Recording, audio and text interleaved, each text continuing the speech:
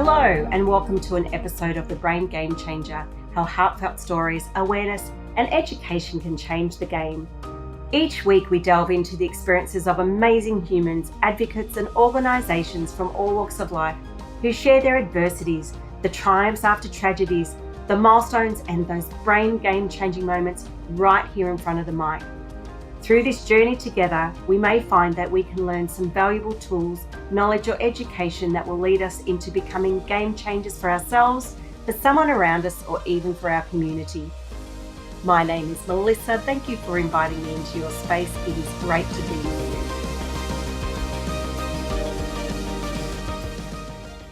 you. Welcome to the third episode of the Brain Game Changer podcast. Before I delve into a little bit more about what this week's episode entails, I just want to say a massive thank you to the wonderful feedback, to the subscribes and followings of the podcast and the downloads. It is immensely appreciated, and then it also creates more awareness and more brain game changing opportunities for everyone else out there. So thank you. Keep it going. In this week's episode, we headed to Northern California, where I had the wonderful online pleasure of speaking with Khushboo Chabria. Khushboo is currently a program manager, job coach and facilitator at Neurodiversity Pathways, which is a social impact program under the Goodwill of Silicon Valley. She is passionate about diversity and inclusion and one of the most optimistic people I have ever met. This wonderful human wears many hats, and we talk about her journey in discovering her own ADHD, the challenges it presented, and then how a conversation which highlighted her unique skill set led her to discovering Neurodiversity Pathways and Pieces of Me Foundation, where she is currently a board member. Let's get started.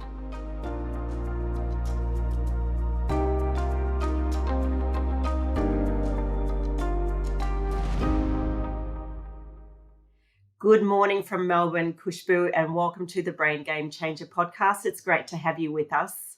Oh, thank you, Melissa. So we're going to segue back. We're going to sort of go to the backstory.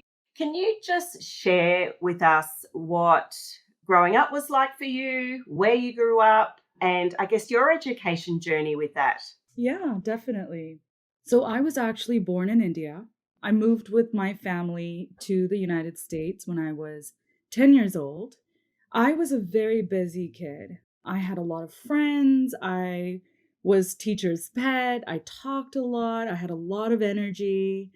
But my parents, they didn't know a lot about ADHD or anything about what that could be because they just didn't have any awareness around it. I didn't know when I was a little kid that I had been, sort of masking this all this time. When I moved to America, to the United States, I felt like I was suddenly, super further away from the community that I grew up with, and I kind of had to assimilate to American culture.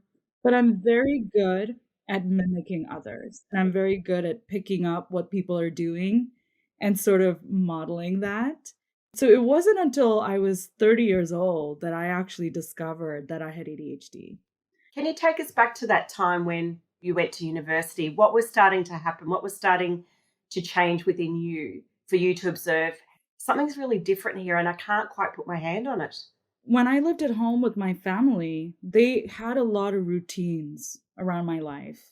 And once I went off to college, all of that had gone out the window, right? I didn't know how to take care of myself. I'd never had to do it. And it's not that I wasn't an independent person, but at the same time, it could be that I knew how to cook meals, but I didn't have the discipline to eat meals on time. It could be that I know how to set an alarm clock, but I didn't know how to stop procrastinating. When you know some of the skills, but you don't know yourself well enough, then it's really hard to think about what you need. Because I really did struggle in college. That's when it started. First of all, though, congratulations. In some way, with all that you were experiencing, you did get there. So that's a milestone in itself. Yeah. But it sort of seems like it was a time where you graduated with college, which was, an achievement in itself. But it sort of sounds like at the same time, you're sort of discovering, hang on, I've got a lot of internal things going on here and I'm confused about what's happening with me and I'm trying to grasp who I am going forward and what strategies are going to work for me? So where did you go next? What was the next step for you? When I was in university, actually, I kind of felt like I was sort of grasping at all these different things. I didn't know what I wanted to do. However, when I went into my master's, I knew exactly what I wanted to do. And I knew I wanted to be a behavior analyst, and I knew I wanted to help neurodiverse children. But at that time, suddenly, when you go up in your career and when you go from being a supervisor to being a manager and all of these things, you sort of reach a point where suddenly you spend less and less and less time with clients because now you have metrics to measure and reports to write and emails to follow up on and HR issues to resolve and trainings to complete. And suddenly my motivation was just gone. It's not that I wasn't motivated about those things. I just wanted to spend more time with my clients. And now I was supervising people who would be working with my clients, and I hated it. I wanted that people interaction, and I didn't want to be behind a computer screen sitting in a sedentary way. I wanted my activity level to be the same so I could feel the same level of motivation. And unfortunately, when I started working as a behavior analyst, that was all removed a little bit. You're at a stage where you're sort of learning about you. What was the calling to start heading down that path? That's a great question. Before I went and decided to get a master's in behavior analysis, I had just started working, and out of University of San Diego, when I graduated, there were multiple options. I could go down a psychology path, and within psychology, I was looking at all kinds of different types of psychology. At the time, I was applying to PhD programs in social psych because I thought that out of all of the different ones, that was the one that was very unique and very interesting. However, at that time, I had just started working part-time as a behavior therapist. I was working with a beautiful 8-year-old Ethiopian boy. Mm. And he was completely nonverbal. He was just this beautiful, beautiful human. And I was just entranced with him. I didn't know at the time that he was going to be the one who changes my whole life. Oh. He was nonverbal, so we were teaching him how to speak. And we were using a lot of different strategies. We were teaching him play skills. We were teaching him how to distinguish between different types of objects. We were having him learn how to request. I just thought of it as a part-time job, to be fully honest. And I didn't know if I wanted a career in that field. And just a few months later, I started getting all the acceptance letters from PhD programs in social psych. The day that I received the acceptance letter that I had been waiting for a long time was the day that my client said his first words. Ah. In that moment, the whole trajectory of my life changed because I recognized that there wasn't a single thing that I could do in my life that could be of this much impact to somebody else. If I got a chance to do that, because I remember what it felt like to be in that moment. Mm. If I got a chance to do that, why wouldn't I? What a profound moment. Yeah. So I reapplied for my GREs. I resat for my exams. I reapplied to master's programs in behavior analysis. And by that point, when I got into my master's, I had already worked for a few years. So I'd gotten a pretty good idea of what the field entailed. Thankfully, I was really grateful. I got a lot of beautiful moments like that. Like the first time someone learns how to wash their hands, or the first time someone brushes their teeth independently, or starts a conversation in the playground, or, the first time I've seen a client go to the grocery store and buy an item independently. It was a really, really cool opportunity. First of all, how beautiful to be witnessing those milestones in that person's life. And you have been that person to help guide them to get to that moment. How special. Yeah. And, once I decided to get a master's, the rest was history. I knew I wanted to work in this field. However, there were a lot of other changes that happened while I was in my master's. And as you know, Affordable Care Act, also known as Obamacare, was passed. And suddenly the field changed as well, because now private insurance companies were in the game, and it just sort of changed the whole dynamic of the field, and it became so much more paperwork. Just changed the whole landscape of the field. So that was a part of it too. I don't know if I mentioned that before. So you've gone from having these beautiful milestone moments, the government, it changes its requirements of what they're asking. Where does that take you now? Essentially, I reached a point where I realized that the field is not going to change.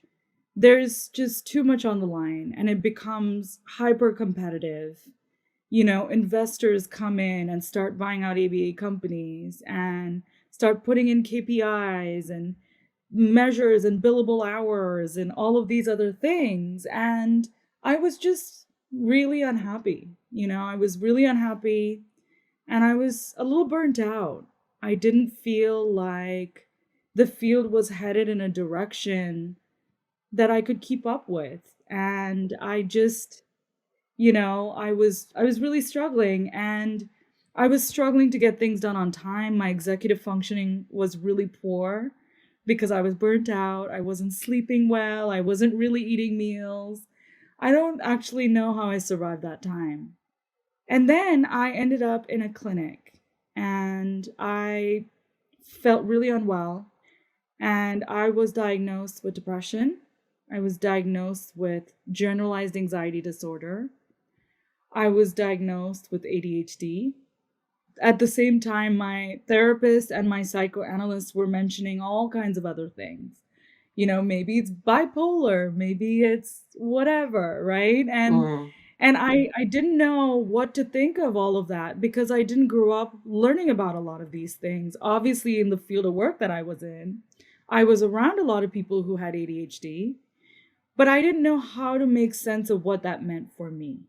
Because now it's like, you're this is your label. What do you do with that, right? And how do you take that?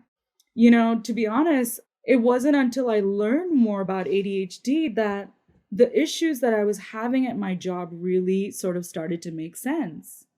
One time I was written up for having poor grammar or making errors on a report. And that's a very embarrassing thing to admit, because I wasn't able to understand myself. And instead of knowing that this is because of my ADHD and my poor focus, I was taking this to mean like something is wrong with me. So when someone sits down and tells you, hey, Kush, you have ADHD, these are the things you struggle with, now I'm able to be more compassionate towards myself. Having all these diagnoses, which must have been just a internally challenging time, and questioning everything about yourself. Yeah. And then you get to sit in front of someone who says, observing all your patterns, here's what it could be. Yeah, pretty much. That must have been also quite a profound moment as well. It was. It was very validating. It made me feel seen, and it made me feel understood. It was hard because I didn't feel at the time that I could share that with my family, because my parents are, from India. They're from a different time, and they never really understood these things. So usually their response to a lot of things is just sleep it off, or just do some yoga, or just pray, And yeah. so, oh, bless. Yeah, and I didn't know if they would understand, and it wasn't until years later that they did start understanding. But now my responsibility was taking these diagnoses, and figuring out, what do I do with this? Where do I go with this? What do I make of this?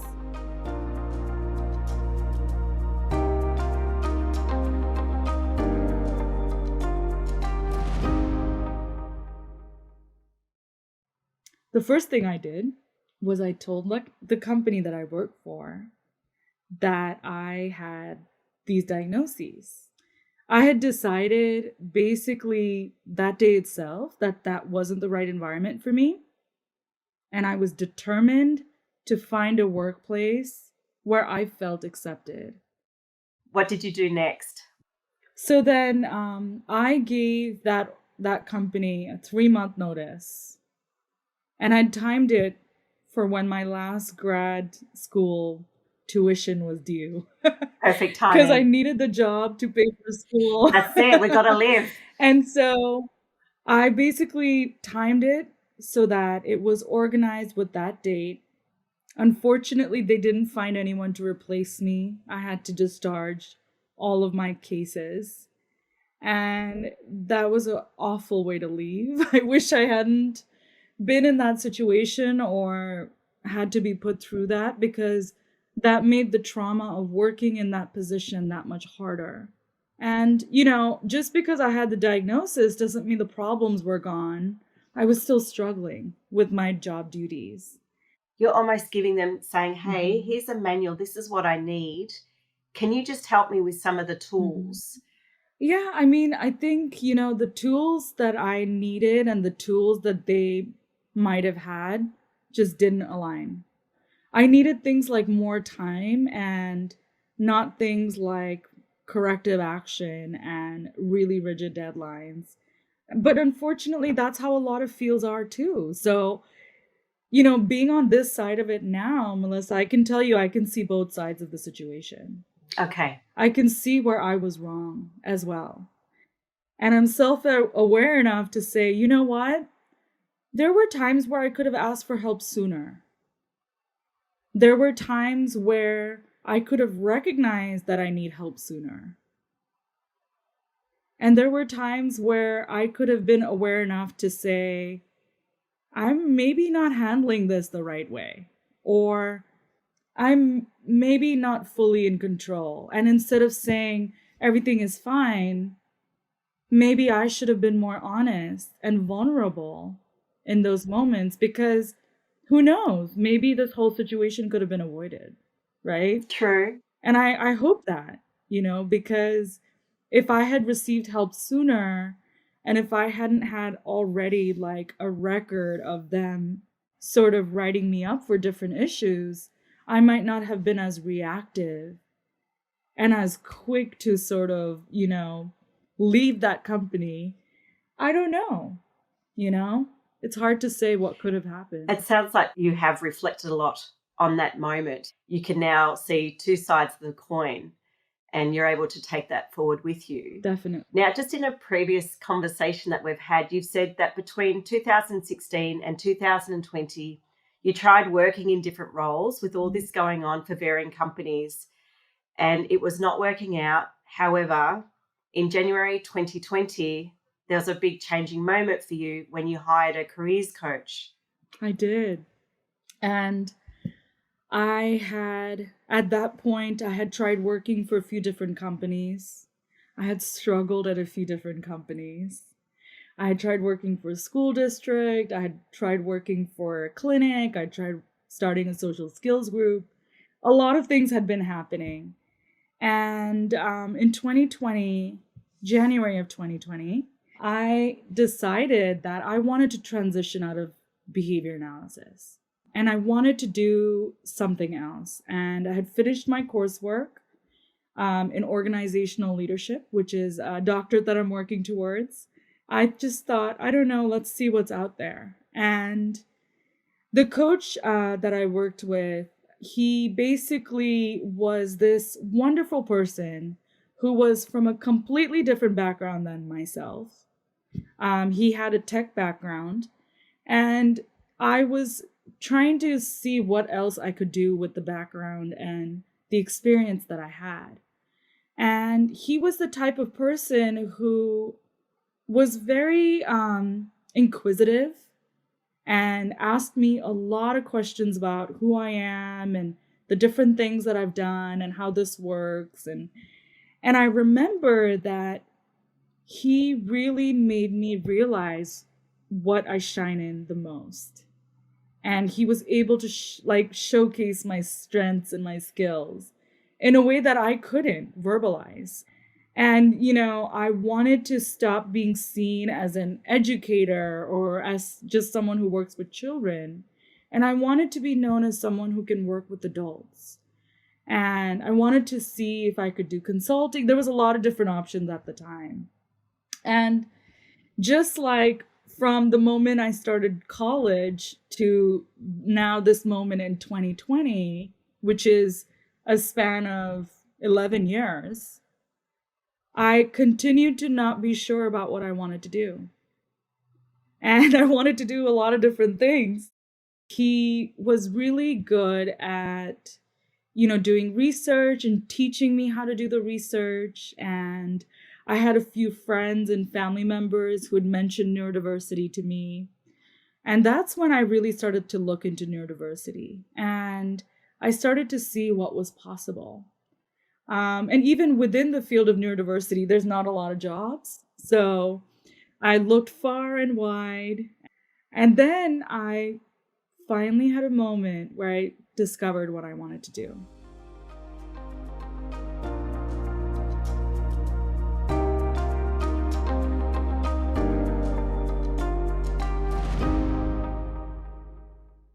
It was the moment I met my current manager, whose name is Ranga Jayaraman. And he met me in a networking call, and he kind of asked me, to tell him a little bit more about my story and what I had been through. And I just started crying to him. I can imagine such a moment. Yeah, because it was still all really fresh at that point. I just felt so lost, and I told him everything I'd been through. I told him what had happened. I told him what I had tried. I told him all the times I'd failed. And, within 20 minutes of that call, he ended up sending me basically the job description to be a volunteer program manager for Neurodiversity Pathways. And I took it, and at the time he had said, I don't know if I'm going to be able to pay you, but this is going to help you get some experience. I hope that wherever you go next, this will help. But we could use more volunteers. And the rest is history. You've had lots of profound moments. Yeah. And it must have been like sitting in front of this man. First of all, your coach is asking all the questions, digging deep, delving and going, hey, look at this amazing skill set you have. Mm-hmm. And then you speak to Ranga, who also recognizes all these skill sets. Yeah. And thinks, okay, you'd be great for this program. The word neurodiversity. So according to the Stanford University Neurodiversity Project, it's a concept that regards individuals with differences in brain function and behavioural traits as part of normal variation in the human population. That's correct. So you now get this job volunteering for this program. How often are you doing it? What does it entail? Well, so in 2020, as soon as COVID had happened, Neurodiversity Pathways had lost all their funding. And they were basically trying to figure out what they wanted to do from that point onwards. And I joined the team, and at the time we had just decided to start building an online program for neurodivergent job seekers. And before this, Neurodiversity Pathways had a program called Workplace Readiness Program, and it was fully in person. And when I came on the team, we basically made lemonade out of the lemons that we had and fully from scratch built an online program that we started calling the Online Career Launch Program and Career Readiness Training. We took a lot of the courses that they already had, but we started to think about the user experience of a neurodivergent job seeker. And we looked at, if someone was taking this course online, how is it that they would experience this course? How could we make it so that it was neurodivergent friendly, right? We built in a lot of breaks. We made it super experiential. We broke everything down. We made everything very organized, very detail-oriented. And I created the entire job development curriculum for the program. And it included things like how to create a job development strategy, how to position yourself in a market, how to do different kinds of things, whether it was related to your resume, your cover letter, how to do interview prep, how to do networking meetings, and things that a lot of other programs weren't teaching. So we really sort of started from the beginning. So it's the Career Launch Program. It goes for 17 weeks. Mm-hmm. And it's for neurodiverse job seekers who hold 2-year or 4-year college degree or equivalent. Mm-hmm. And it's designed to develop and reinforce life skills essential for advancing personal goals and achieving career aspirations. That's correct. What we're looking for is the segment of the neurodivergent population that did go to college and did get a degree, whether it's a 2 or 4-year degree, but are having a hard time finding a job and keeping a job and succeeding in that job. So it's open to people who are just starting out after college. It's open to people who've been looking for jobs for a little bit but having a really hard time. It's for people who might be underemployed, which means they're working in a field or in a job that doesn't match their qualifications, their skill level, or experience. And we're also working with people who've had a break in employment or want to transition to a different field, or those who've decided to try something new and need the help and support to get there. In, again, researching, so the commonly sort of grouped neurodiverse people that you're dealing with, ADHD, autism, ASD, bipolar disorder, dyslexia, dyspraxia, nonverbal learning, Tourette syndrome. You are catering to a large umbrella of real complex and unique neurodiverse diagnoses. And the truth of it is, Melissa, for our program, we don't ask for any diagnosis information from the client. We don't even have it as part of our application. So we've had people come into our program without any diagnoses, but they had perceived that they might, right? Okay. In terms of nonverbal, I would say that is a little bit tricky because we are doing this over Zoom. It's fully online program. So it does need to be for anyone who knows how to go through a college course, how to do an assignment for a college course, and attend Zoom meetings. What I love about the program is when we spoke, you said it's not just, we don't just start with the job stuff. You break it down. The first thing you ask is, what is neurodiversity? And then you also, we teach the concept of growth mindset, and even 7 habits of highly effective people, including sleep, eating routines. I mean, this is a great program for everyone across the board. Yeah, I fully agree. I don't think it should be specific to neurodivergent people. But, to go back to what you're talking about, that's actually the personal effectiveness segment of our program.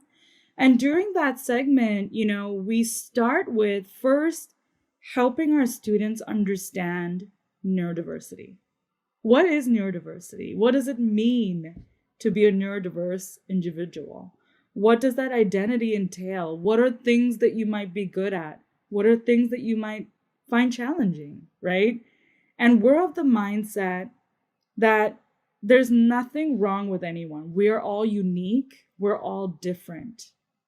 We're not defective. We're not disabled.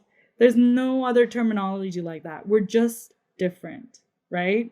And our tagline is inclusion for abilities, acceptance for differences. Because before we start to talk about how to get a job, the first thing we need to do is address your mindset.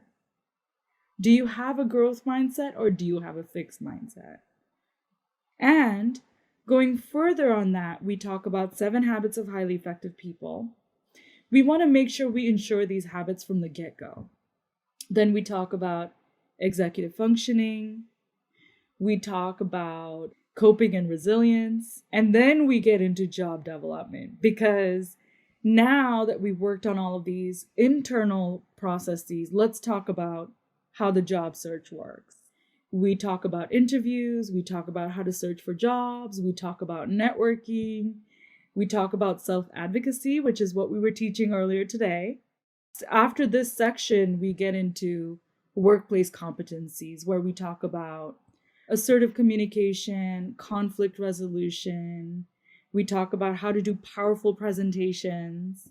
It sounds great. And that just also creates more awareness. People get to share their experiences. Yeah. And that's how we all learn, through stories. Mm-hmm. And this is a role that you take on with all heart and soul as well, because you are also an example of living it every day. Mm-hmm. What you've gone through with your upbringing, your transitioning to America, to discovering who you were, and that you've got these skills and these traits and these patterns and these thought behaviors.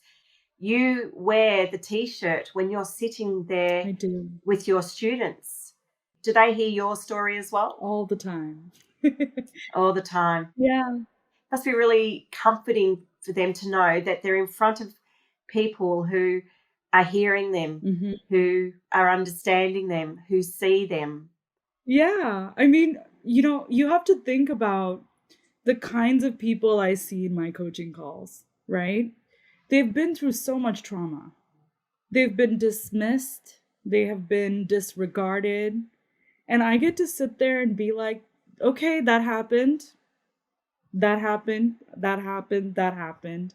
All of this is valid, right? All of this is real. But what else is out there? Why don't we turn the page? And I have to kind of help people turn the page, because a lot of times what they realize is that as soon as I do that, I'm now open to all that opportunity, right?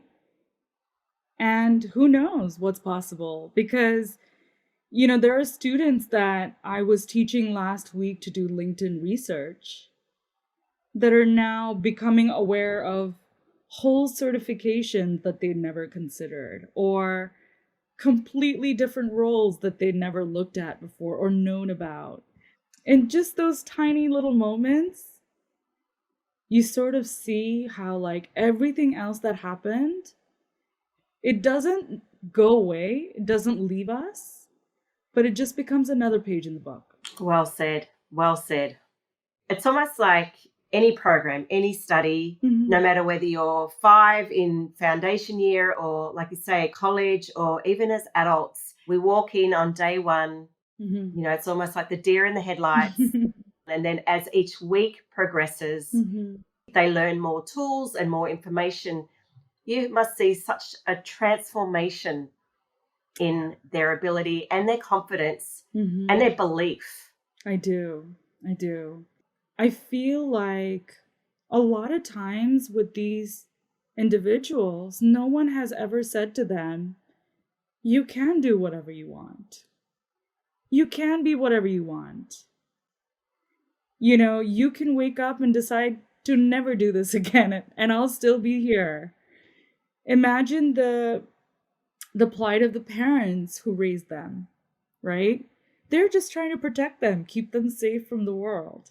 And to some degree, that makes sense. If I was a parent, I would want the same. I would not want my child to go through any experience that is going to hurt them.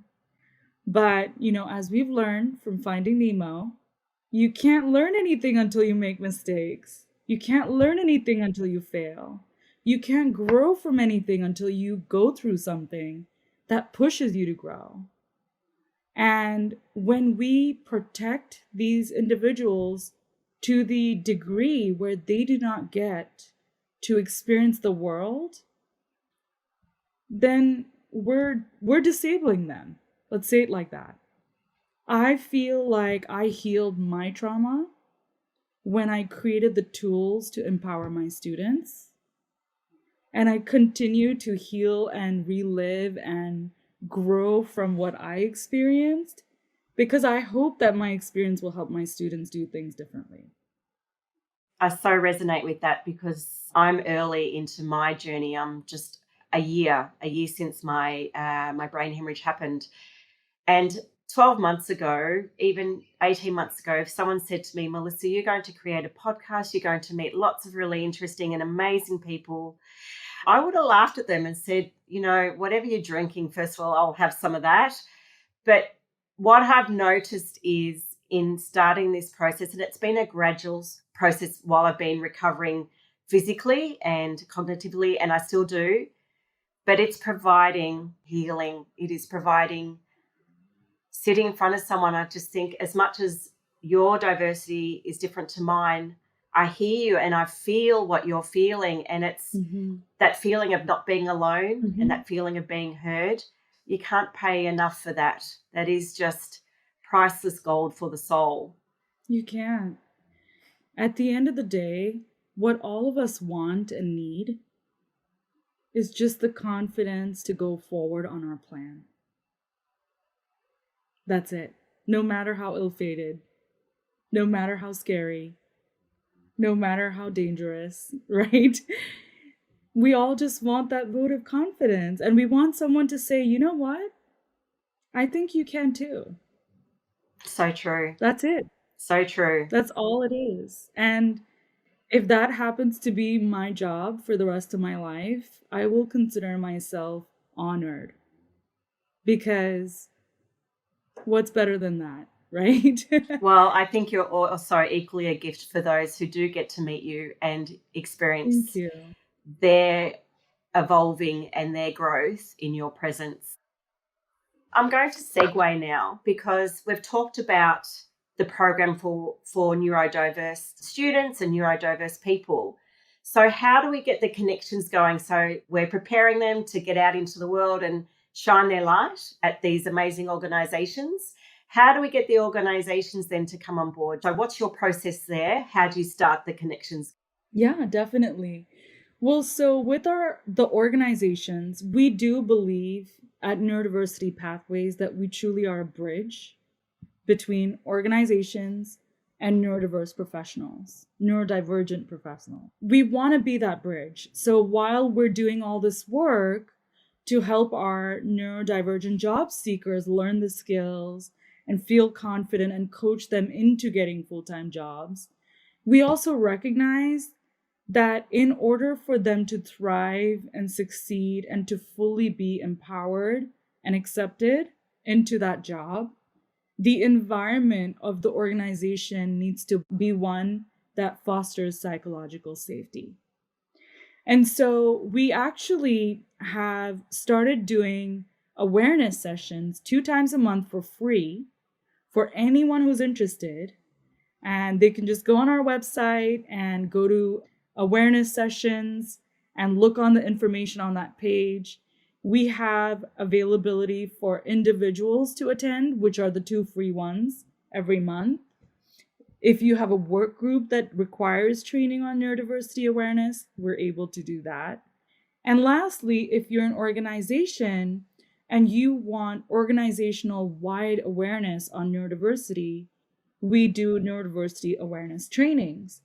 If you want to be an organization that hires neurodivergent talent, then we also have additional services to help support neurodiversity hiring. And that includes half-day and full-day workshops, as well as in-depth experiential workshops where we do role plays and train managers and recruiters and hiring managers on how to better work with individuals who are neurodivergent.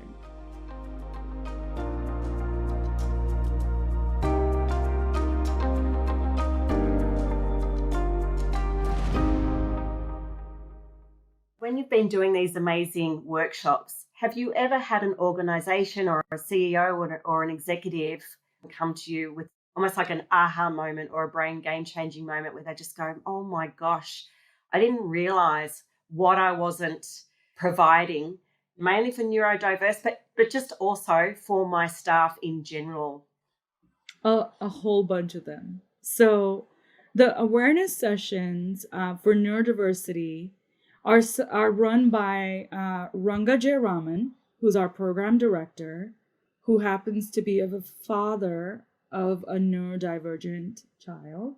We also have John Marble, who is an actually autistic advocate, and he's also has dyslexia, and I'm the ADHD representative of the group. So these presentations are not slides with statistics that are going into this neurodivergent condition and this one and that one and all of these different things. What we're doing is generally talking about what does it mean to be neurodiverse, right? What does that look like? How does that show up in different situations? And the entire presentation is filled with stories, real life stories. Like, this is how sensory sensitivities affects me. This is how I struggle with executive functioning. And Ranga is able to step in and say, this is how I, as a manager, I'm able to support when someone is struggling with executive functioning or with communication or with whatever other dimension we're looking at. And with each of these presentations, what a lot of leaders and organizations and anyone who attends walks away with is, I don't know why people make it so complex, because if I just understand it as, hey, maybe if I communicate more clearly, everyone will benefit. That's all I need to do. That's easy, you know? We don't need to worry about all the legalities and everything, right?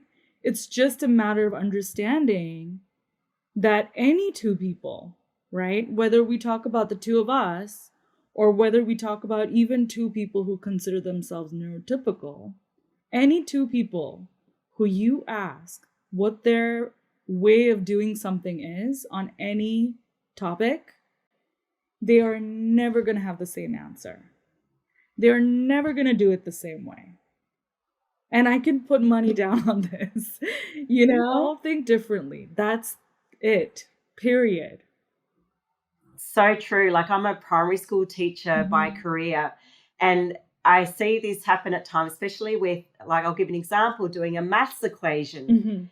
And so the answer is still the same, but how little Johnny and then how little Freddie got there were in two totally different directions. They still got to the same answer, Right?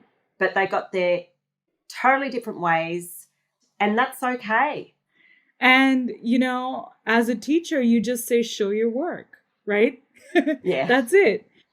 But other than that, you know, it's a matter of literally just being there in a moment and saying, okay, these are some things that people who consider themselves neurodivergent struggle with. These are some simple ways that you can help them. Maybe instead of saying, tell me a little bit about yourself, right? As a lot of recruiters do in an interview, maybe you say, walk me through your resume. That's a different way of putting it. And that's very clear. Or tell me about your educational background. That's a more specific question. I think we tend to be so vague sometimes without even realizing it. So a lot of the aha moments are around just like, wow, maybe if I communicated better, I could be more inclusive of neurodivergent people. But more importantly, maybe if I communicated better, I could be inclusive of everyone. It's so true that you say that, because one thing that I am learning with this brain injury and through my recovery is how human beings communicate is a circus at times. It really is. And I'm observing about how I respond to communication now and also how I communicate. This is a new reflective journey for me. It's a long journey. It is. Yeah. It's an ongoing, it's a full-time 24/7 ongoing journey. Yeah. And you know, while you're going through this, it's really important to take a step back, take a breather, and check in with yourself. You know, and I do this a lot with the people that I coach, because so often we don't teach children how to cope. Isn't that insane? It's How true. is it that we let these people go off into the world and don't teach coping strategies? Counting backwards, using like a sensory strategy, using a tool to sort of get back into the moment and then start over, right? And also thinking about what are the things that cause a lot of anxiety for me, right? I actually have the opposite thing as you, Melissa. I don't want the facts, I want all the context. Oh, okay. Yeah, it's great that you say that, because it's not me all the time. But Mhm. how I find it is, if I need to be given a lot of information in a short period of time, and with a lot of fluff thrown in there, my Mhm. brain goes Same. scattered. But I find with getting new information, and if I get a lot of it at once, you've just got to just give it to me in point form, give it to me at a slow pace where I can just digest it. I agree with you on that too.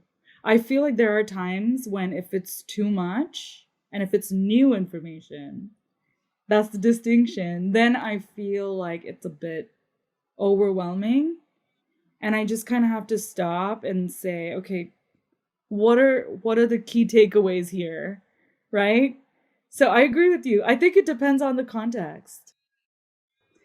I think if everyone was a little bit more aware of how guilt and shame affects every little thing that we do and feel and say, we could be a better species if we learned how to heal those things, So true.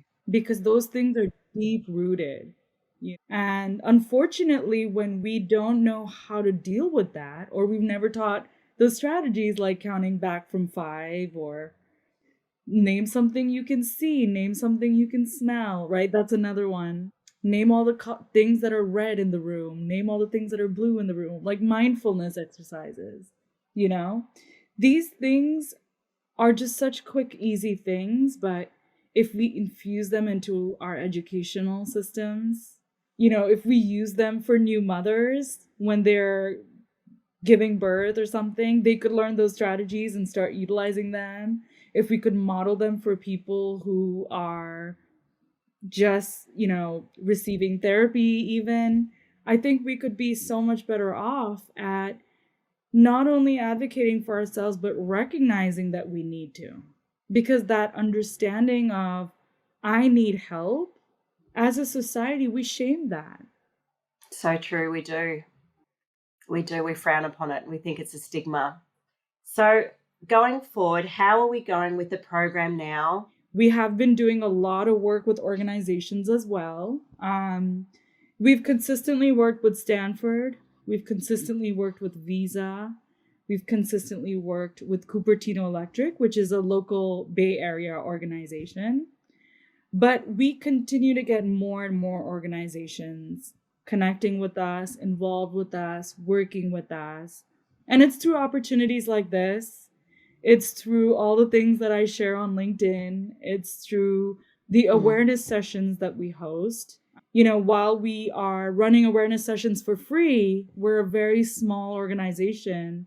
And the only way that we can make money to sustain our mission is through those kinds of opportunities in working with companies that are interested in learning more about neurodiversity, as well as those who want to hire neurodiverse talent. We actually, if you go on our website, you can see all the different companies we've partnered with. And we continue to add to that list, and we are continuing to get a lot of people interested in learning more as well. And, it's just sort of opening up now. I feel like a lot more people are aware of what neurodiversity is. While it's not where we want it to be, I feel like we're headed in that direction. One thing you've also said is that for the students to attend this program, you don't put the cost of it on those attending the program.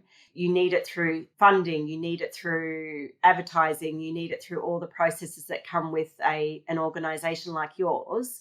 However, can the public put funding towards sponsoring a student? How does that work? Yeah, definitely. If you go to our website and you click on the donate button, you can certainly find ways to sponsor one of our students. And you can also donate to our organization because everything that we use goes towards this. At this point in time, we're also even seeing if people might be interested in being volunteer coaches to our students, if that's something that people are interested in. And this would be, for people who are working professionals, who understand their own neurodiversity and want to help out another neurodivergent person in helping to learn more about their career and learn more about how to navigate this whole process of looking for a job and progressing in a job. So there's a lot of different ways to help out. But most importantly, in your community, in your work group, in your organization, our goal is to increase the awareness of neurodiversity. And Ranga likes to actually speak of this as herd awareness of the normalcy of neurodiversity. That's what we're trying to improve and increase. So if you want us to be involved, invite us to come speak. We will come anywhere and speak about neurodiversity. We will shout about neurodiversity from the mountaintops. We want people everywhere to understand this so that they can be better informed and more able to support neurodivergent people wherever they may be. Amazing. I think the world's a better place because we've got people like your organisation out there, especially for, like you say, neurodiverse especially, but even like we've said earlier, just awareness.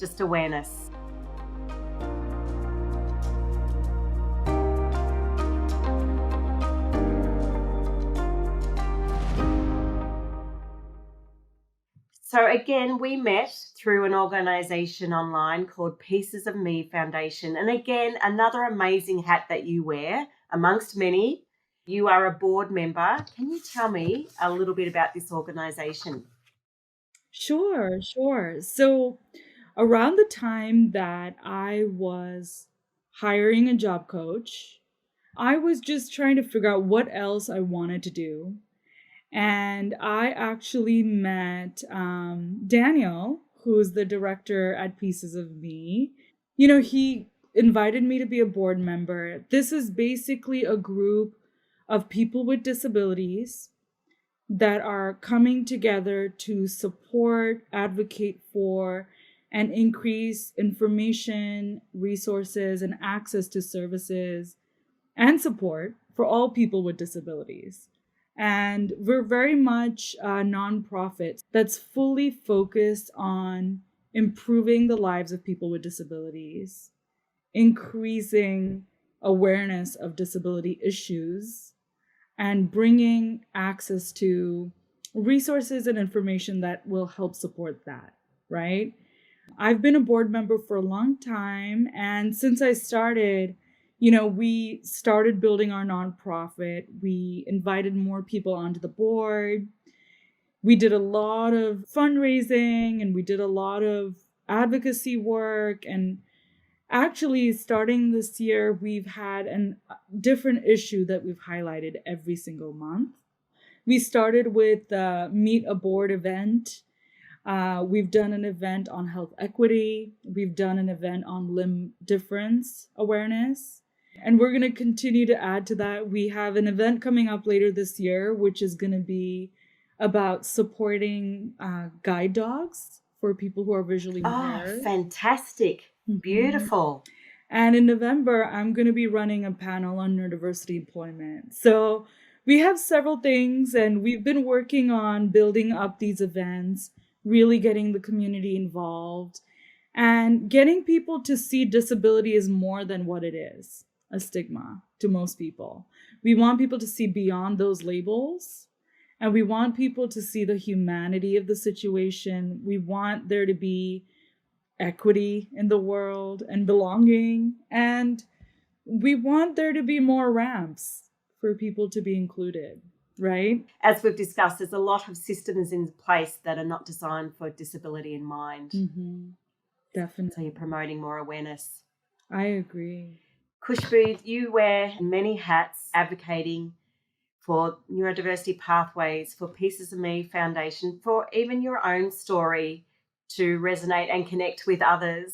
You work tirelessly, however, you're not always paid in accordance with all the work that you do. Yeah, I mean, sometimes we have to sit back and question, what do we as society give importance to, right? Even teachers are not paid as equitably as social workers aren't paid as equitably as they should. And it goes back to I wish that the world was more fair, but until it gets there, I'm going to do my part. That's all I could do. And the world's a better place for it. Thank you so much. You're so kind. Thank you so much for being on the Brain Game Changer podcast today. I think you're a real ambassador and a real representation of what we all could do in our world. I've only got to speak with you for a short period of time, and you can see that it's very clear. Thank you so much. What's been beautiful in just hearing your story is you've allowed yourself to feel the hard days. You've overcome a lot of adversities to get where you are. This is the final question I ask everyone. The name of this podcast is called The Brain Game Changer, How Heartfelt Stories, Awareness and Education Can Change the Game. If there's one piece of information, one golden nugget, what would you want people to become aware of? We can look at the world and focus on the world being unfair, or we can look at the world and see it as a world full of opportunities. And I want you to do the latter. Khushboo, thank you so much for your time. Thank you so much, Melissa.